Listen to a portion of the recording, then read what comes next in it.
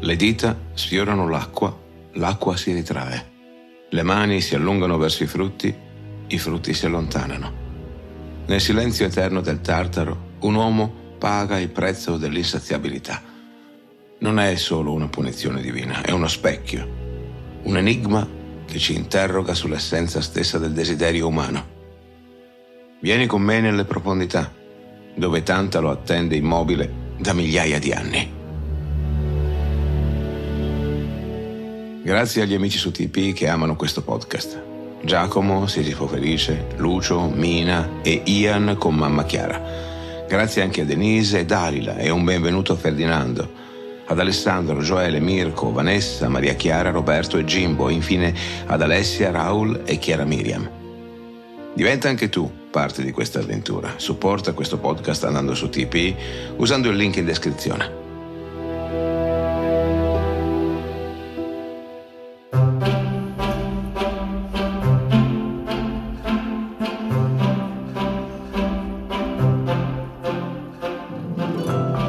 Questo che stai ascoltando è Mitologia, le meravigliose storie del mondo antico. Sono Alessandro Gelain, insegnante di filosofia, psicologia e scienze umane. Se vorrai stare in mia compagnia, ti offrirò le storie più interessanti della mitologia greca e romana. Il mito ha ancora molto da insegnarci e talvolta, come uno specchio, è capace di mostrare meglio a noi stessi quello che siamo. Puntata numero 219. Tantalo, l'eterno desiderio.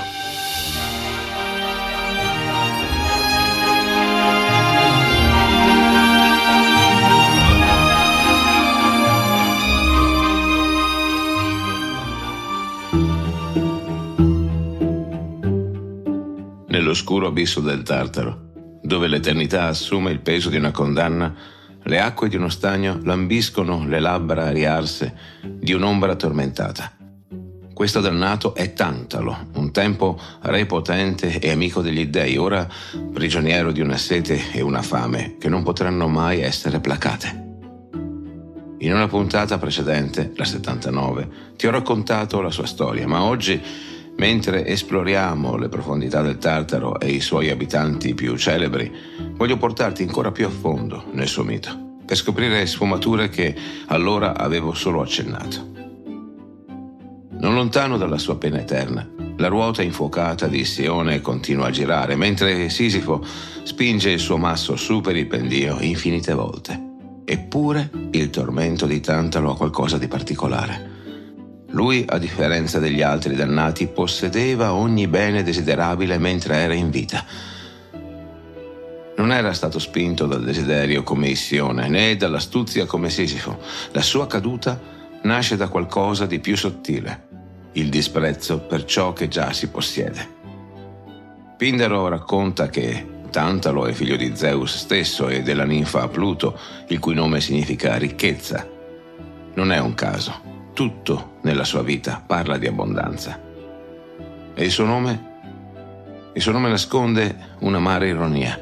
Secondo Platone, il nome Tantalo deriverebbe dalla radice del verbo greco che significa soffrire e potrebbe essere interpretato come l'infelicissimo, o più significativamente per la sua storia, come colui che non è mai soddisfatto.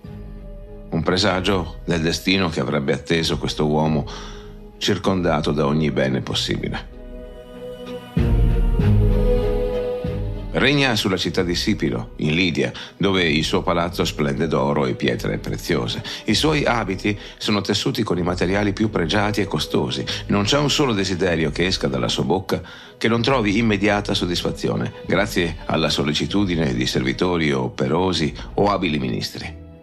Ciò nonostante, il vero privilegio, quello che lo rende unico tra i mortali, è un altro. Gli dei lo hanno accolto alla loro mensa. Immagina la scena. Le sale dell'Olimpo brillano di luce immortale mentre Tantalo si distende sui triclini dorati. Ebe, la giovinezza personificata, versa nettere nel suo calice. L'ambrosia profuma l'aria. Gli dei lo trattano come un pari, condividono con lui segreti e conversazioni divine. Rappresenta il punto più alto cui un mortale possa aspirare.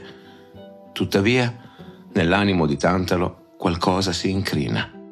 È simile alla malattia che, come verrai a sapere, consuma anche Isione, quell'incapacità di accontentarsi, quella fame che cresce quanto più viene nutrita. Non gli basta essere ospite degli dei, vuole sfidarli, vuole possedere ciò che è loro.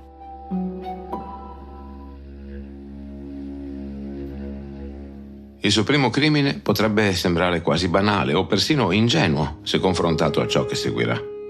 Ruba nettare e ambrosia dalla mensa divina per condividerli con i suoi amici mortali. Pseudo Apollodoro ci dice che voleva rendere immortali i suoi compagni di banchetto.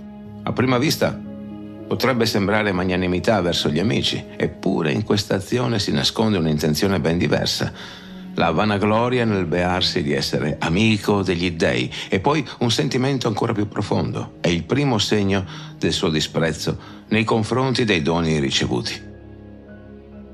Risulta interessante notare come questo primo furto di Tantalo riecheggi quello di Prometeo. Entrambi sottraggono qualcosa di divino per donarlo ai mortali. Mentre però Prometeo agisce per amore dell'umanità, Tantalo lo fa per vanagloria. Non vuole aiutare, vuole impressionare. Non cerca di elevare l'umanità, cerca di elevare se stesso. Gli dei, che tutto vedono, notano istantaneamente il furto, ma sorprendentemente decidono di essere clementi. Forse per l'affetto che provano per lui, forse perché lo considerano ancora un errore minore. Il secondo crimine di Tantalo si rivela ben più grave. Nei sacri recinti del tempio di Zeus a Creta viene custodito un cane d'oro, creatura magica di straordinaria fattura. Secondo Antonino Liberale, questo cane era stato posto a guardia di Zeus infante quando il piccolo dio veniva nascosto nella grotta del monte Ida. Un oggetto di inestimabile valore, non tanto per l'oro di cui è fatto, quanto per il suo significato sacro. Quando un certo Pandareo di Mileto ruba la statua del cane, sceglie Tantalo come custode del bottino. Questa scelta rivela quanto sia rispettata la sua posizione. Chi sospetterebbe mai dell'amico degli dei? Successivamente, quando calmate le acque, Pandareo torna a reclamare il maltolto, Tantalo compie un atto che segna il suo destino. Giura sugli dei di non aver mai visto alcun cane d'oro. Si tratta di uno spergiuro che fa tremare l'Olimpo. Zeus invia Hermes ad indagare e la verità viene presto scoperta. Incredibilmente, ancora una volta, gli dei decidono di non punirlo. È quasi come se rifiutassero di credere alla sua ingratitudine, come se sperassero in un suo ravvedimento. Intanto Tantalo sta già meditando il suo crimine più grande, quello che farà traboccare il vaso della pazienza divina. Decide di invitare gli dei ad un banchetto nel suo palazzo, sul monte Sipilo. È un onore incredibile per un mortale poter ricambiare l'ospitalità divina. Nel suo animo, però, già si agita un proposito mostruoso: mettere alla prova l'onniscienza divina nel modo più terribile.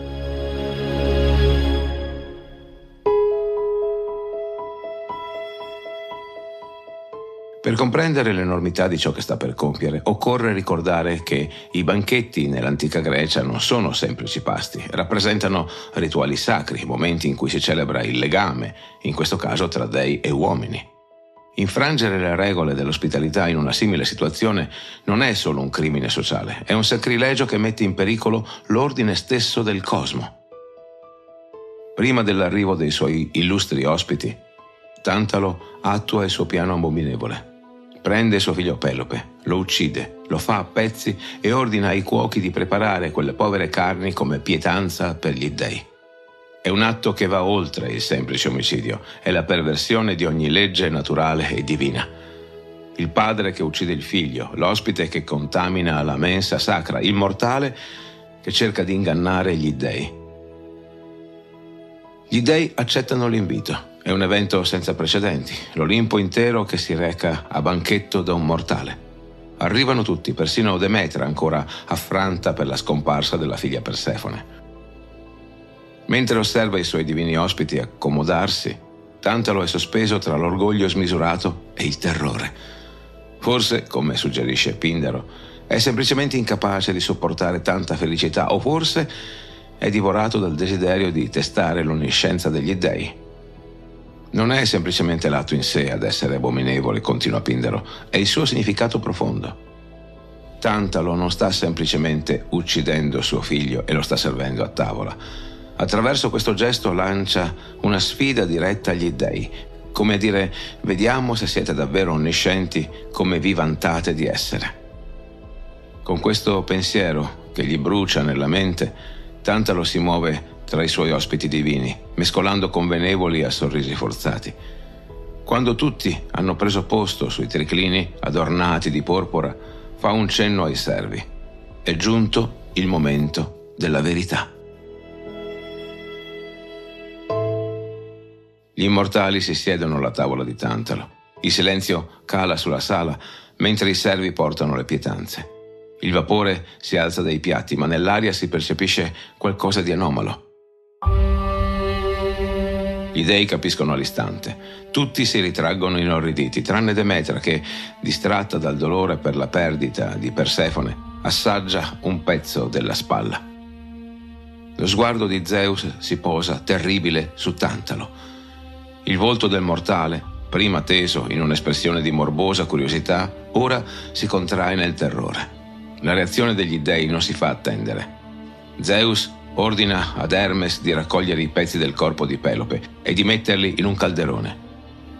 Con un prodigio divino, il giovane viene riportato in vita. Cloto, una delle Moire, ritesse il filo del suo destino. Al posto della spalla mangiata da Demetra, Efesto ne forgia una d'avorio splendente, un segno distintivo che si trasmetterà ai suoi discendenti.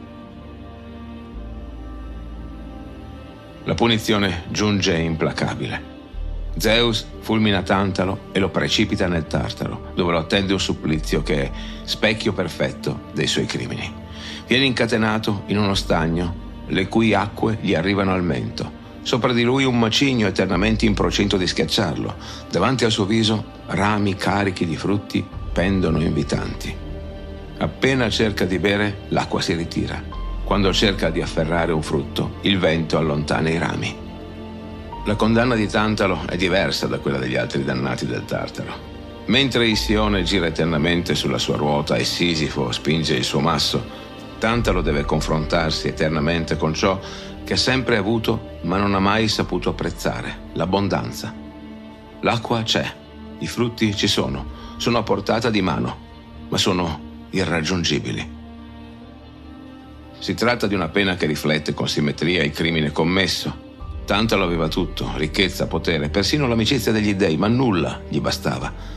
Ora ha davanti agli occhi tutto ciò che desidera, ma non può raggiungerlo.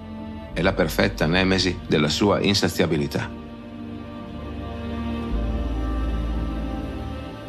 La narrazione su Tantalo non finisce con la sua condanna. Come una pietra gettata nell'acqua, il suo crimine genera onde che si propagano attraverso le generazioni. La sua stirpe, i Tantalidi, porta il peso della sua colpa. Suo figlio Pelope, sebbene resuscitato dagli dèi, trasmette ai suoi discendenti un destino di sangue e tradimenti. È da questa spalla d'avorio che si dipana il filo rosso della maledizione. Pelope cresce per diventare un eroe, amato persino da Poseidone. Dal suo nome deriva quello del Peloponneso, l'isola di Pelope. Inesorabilmente i suoi figli, Atreo e Tieste, ripeteranno in forme diverse il crimine del nonno, servendo carne umana a banchetto. E i figli dei loro figli, Agamennone, Egisto, Oreste, continueranno a tessere una tela di vendette e delitti familiari. Secondo alcuni miti meno noti, tramandati da Pausania, Tantalo sarebbe stato punito non per il banchetto cannibalico, ma per aver rubato il cane d'oro e poi spergiurato. Altri ancora, come riporta Diodoro Siculo, sostengono che la sua punizione sia dovuta nell'aver rivelato agli uomini i segreti degli dèi, appresi durante i suoi soggiorni sull'Olimpo. Ma oltre alla punizione, la storia di Tantalo ci parla anche di altro. Ci parla dell'ibris, quella tracotanza che spinge gli uomini a sfidare gli dèi. Ci parla dell'insaziabilità, quel vuoto interiore che nessuna ricchezza può colmare. Ci parla soprattutto dell'incapacità di riconoscere e apprezzare ciò che già abbiamo. Osservando l'acqua che continua a sfuggire alle sue labbra riarse, contemplando i frutti che continuano a danzare fuori dalla sua portata, la storia di Tantalo ci ricorda che spesso la vera ricchezza non sta in ciò che possiamo ottenere, ma in ciò che sappiamo apprezzare. Come ci insegna Seneca nelle sue lettere a Lucilio, non è povero chi ha poco, ma chi desidera di più. Questa massima sembra scritta proprio pensando a Tantalo.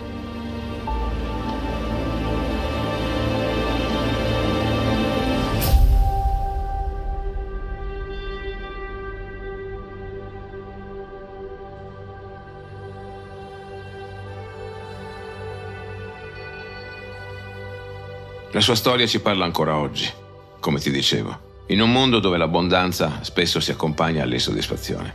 Quanti di noi, come Tantalo, hanno tutto ma continuano a desiderare di più? Quanti di noi rischiano di perdere ciò che hanno per inseguire ciò che non possono avere? Questa storia è così potente e universale che ha continuato ad echeggiare attraverso i secoli, ispirando scrittori e artisti di ogni epoca. Primo Levi, nel suo Se questo è un uomo, riconosce nel mito l'essenza stessa della sofferenza umana quando scrive: si sentono i dormienti respirare e russare, qualcuno geme e parla, molti schioccano le labbra e dimenano le mascelle, sognano di mangiare. È un sogno spietato. Chi ha creato il mito di Tantalo doveva conoscerlo. E come non vedere nella figura dell'astronauta Michael Collins che Oriana Fallaci descrive in Se il Sole muore, un moderno Tantalo cosmico, costretto ad orbitare attorno alla Luna durante la missione Apollo 11 senza mai poterla toccare, mentre i suoi compagni camminano sulla sua superficie. Così vicino, eppure così irraggiungibilmente lontano. Persino il nostro mondo materiale porta traccia di questo mito. Il tantalio, elemento chimico di numero atomico 73, prende il suo nome proprio da Tantalo, posizionato nella tavola periodica sotto il niobio, che deriva il suo nome dalla figlia Niobe. Una curiosa coincidenza scientifica, quasi come se questi elementi, uno sotto l'altro, perpetuassero nella materia stessa la genealogia mitologica. Luigi Pirandello, nel Fumati a Pascal, trasforma il supplizio di Tantalo in una tortura esistenziale, quando fa dire al suo protagonista: la paura di ricadere nei lacci della vita mi avrebbe fatto tenere più lontano che mai dagli uomini, solo, affatto solo, diffidente, ombroso, e il supplizio di Tantalo si sarebbe rinnovato per me. Qui non è più l'acqua o il cibo a sfuggire, ma la possibilità stessa di una vita autentica in mezzo agli altri. Anche oggi, in un'epoca di abbondanza materiale e connessione digitale costante, quanti di noi non si ritrovano talvolta ad essere moderni Tantalo, circondati da tutto, eppure incapaci di afferrare ciò che davvero conta? Nel nostro prossimo viaggio nel Tartaro incontreremo un altro celebre abitante di questi abissi, Sisifo, il più scaltro tra gli uomini, colui che osò sfidare la morte stessa e che per questo è condannato a spingere eternamente il suo masso su per la collina. Ti prometto che scoprirai un personaggio sorprendentemente moderno, la cui ribellione ha ispirato persino i filosofi del nostro tempo. Ti aspetto.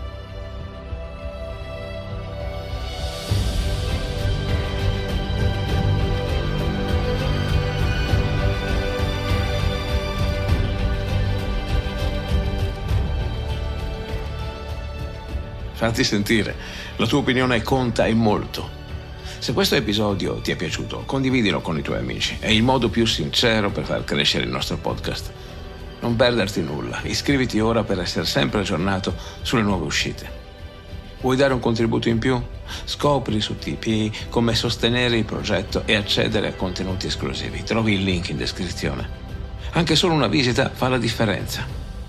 Hai ascoltato Mitologia, le meravigliose storie del mondo antico, raccontate da me, Alessandro Gelain.